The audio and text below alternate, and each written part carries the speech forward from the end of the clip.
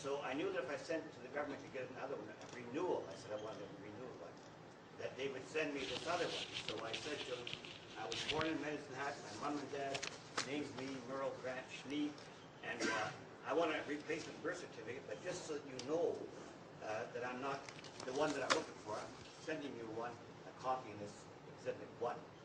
And I paid for it and everything else, so please send me the exact copy. Well, now, when I got it, of course, I didn't have the exact copy. It had my last name first. Yeah, yeah. They used to give capital letters in Alberta, but there's so many people here, like Gordon and Vern and Raising Hell, that they changed that.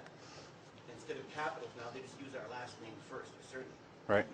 So I'm going to court in Leduc, and I've got my birth certificate the way it should be, the other birth certificate the way the government gave it to me, and I got the ticket that's all capitals.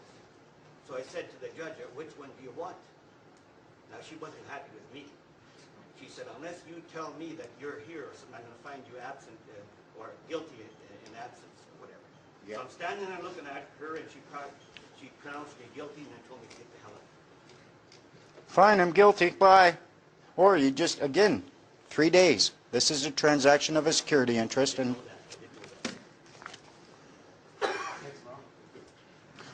someone asked a question about the social insurance number. If you abandon it, what about retirees? Can you still get your pension payment? Because apparently what the government does is they insist that you use the social insurance number. If you have, again, it would require a notice of understanding and intent. And the way I look at it, my dad worked for Chrysler for 30 years. Well, he worked for Chrysler for 30 years. He had a Chrysler employee identification number. When he retired, he gave up his number. He started collecting his pension. You should be able, if you're retired and you're collecting a pension, you should be able to give them back that social insurance number and still claim the right to collect your pension. You shouldn't have to be a government employee from the day you're born to the day you die.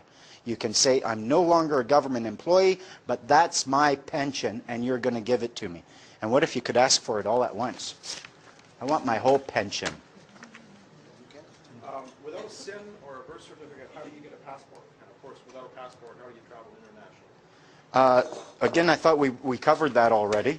I don't know that you'd need a passport. Again, a notice of understanding and intent. You write to what the government is doing is providing you with a service and saving you the trouble of having to do it all yourself. Do what the government would do with that passport, but do it yourself.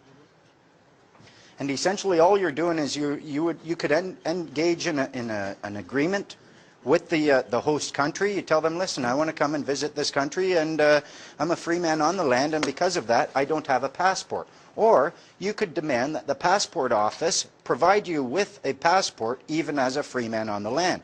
They might say, oh, you need this, we're required to see this. I hate it well, I don't hate it, but I notice a lot of times they will say ICBC is required to see this application.